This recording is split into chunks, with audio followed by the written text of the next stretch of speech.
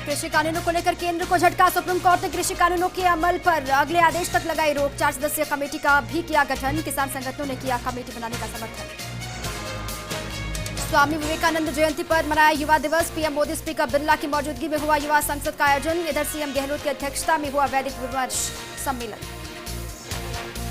LAC पर तनातनी के बीच बोले जयशंकर, क्यों खत्म नहीं हो रहा तनाव। विदेश मंत्री एस जयशंकर ने कहा है कि पिछली गर्मी में सीमा पर हुए हिंसक संघर्ष और 45 साल में पहली बार हुई मौतों के बाद चीन के साथ विश्वास पर काफी बुरा असर पड़ा है।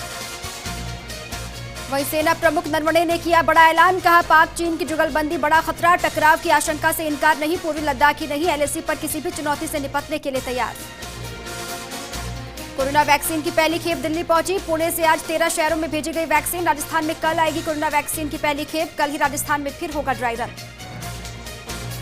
केंद्रीय मंत्री श्रीपद नाइक का हाल जानने गोवा पहुंचे राजनाथ सिंह। कहा उनकी हालत स्थिर। बताएं कि कर्नाटक के उत्तर कन्नड़ में हुए कार एक्सीडेंट में नाइक घायल हो गए। वहीं हादसे में पत्नी और निजी सहायक की मौत हो गई।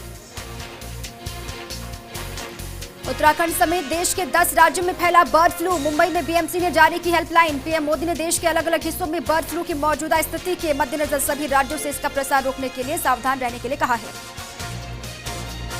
ओवैसी का अखिलेश यादव पर हमला। कहा सपा सरकार में यूपी आने से 12 बार रोका। बताया कि ओवैसी पूर्वांचल दौरे पर हैं उन्हें और अगले साल होने वाले विधानसभा चुनाव को लेकर सियासी दल जनता को लुभाने का कोई मौका वो नहीं छोड़ रहे हैं।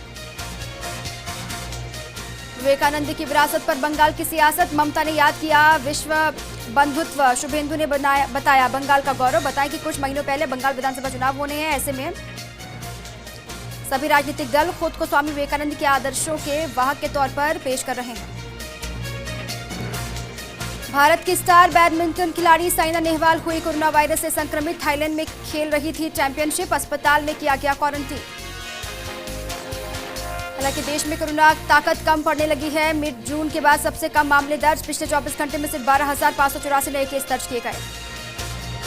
शुभेंदु अधिकारी के पिता को लेकर टीएमसी ने लिया बड़ा फैसला। ममता सरकार ने शिशिर अधिकारी को दीघा शंकरपुर विकास प्राधिकरण के चेयरमैन पद से हटाया। अखिल गिरी को सौंपा जिम्मा। गोरखपुर में यूपी का सबसे ऊंचा तिरंगा फहराएंगे सीएम योगी। 15 किलोमीटर दूर से दिखाई देगा तिरंगा। बताया कि उद्योगपति अमर तुलसियान ने गोरखपुर प्रशासन से अनुमति लेने के बाद दिसंबर 2017 में ऊंचे ध्वज परियोजना पर काम करना शुरू कर दिया था। मकर संक्रांति पर हरिद्वार में स्नान के लिए लानी होगी कोरोना की नेगेटिव रिपोर्ट। हरिद्वार जिला प्रशासन ने जारी की नई एडवाइजरी। विकास दुबे के नेटवर्क में 1.5 अरब की संपत्ति। खुलासे के लिए सरकार ने ईडी को सौंपी जांच। सरकार को यह पता करना है कि विकास दुबे ने अपनी काली कमाई का निवेश कहां और किसके माध्यम से किया।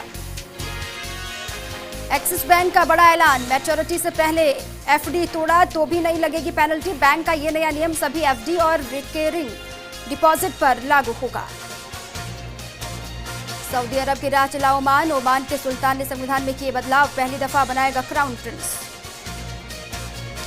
मुख्यमंत्री गहलोत कल जिलों के जानेंगे हालात। बुधवार दोपहर 3:30 बजे जिला कलेक्टर्स के साथ वीडियो कॉन्फ्रेंसिंग। वीसी में सीएस निरंजन आर्य और अन्य अधिकारी भी होंगे शामिल। कोरोना वैक्सीन को लेकर अच्छी खबर। कल पहुंचेगी वैक्सीन की पहली खेप। एक बार फिर वैक्सीनेशन का होगा प्रदेश में ड्राई रन। जोधपुर से कैप्टन अंकित गुप्ता का आखिरकार मिला शव। 5 दिन से चल रहा था सर्च ऑपरेशन। एक्सरसाइज के दरमियान काइलाना झील में डूबने से हुई मौत। घूसखोरों के खिलाफ एसीबी की बड़ी कार्रवाई। अलवर में ग्राम सचिव 30,000 लेते ट्रैप। बाड़मेर डिस्कॉम का जेईएन 20,000 की घूस लेते गिरफ्तार। तो जयपुर में रीको का सेक्शन ऑफिसर जोधाराम 3500 की रिश्वत लेते हुए गिरफ्तार। भीलवाड़ा में पीट कर युवक की हत्या का मसला। मरने से पहले युवक से ग्रामीणों की बातचीत का आया वीडियो सामने। सीकर में दांता के पास एक युवक की गला रेतकर हत्या। विराट अनुष्का की बेटी को हॉस्पिटल में मिलने पर लगी रोक। करीबी लोग भी नहीं देख पाए बेबी गर्ल की झलक। वहीं विराट ने अपने सोशल मीडिया अकाउंट पर पोस्ट करके अपने पिता बनने की खबर फैंस के साथ साझा की।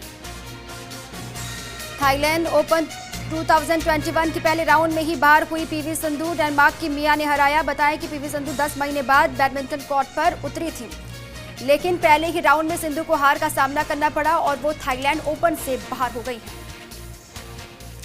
चौथे टेस्ट में खेल सकते हैं जसप्रीत बुमराह। सामने आई ये बड़ी खबर। चौथा टेस्ट मैच 15 जनवरी से गाबा में खेला जाएगा, जो कि दोनों टीमों के लिए बेहद अहम है। बता दें कि बुमराह पेट में खिंचाव की समस्या से जूझ भी रहे हैं।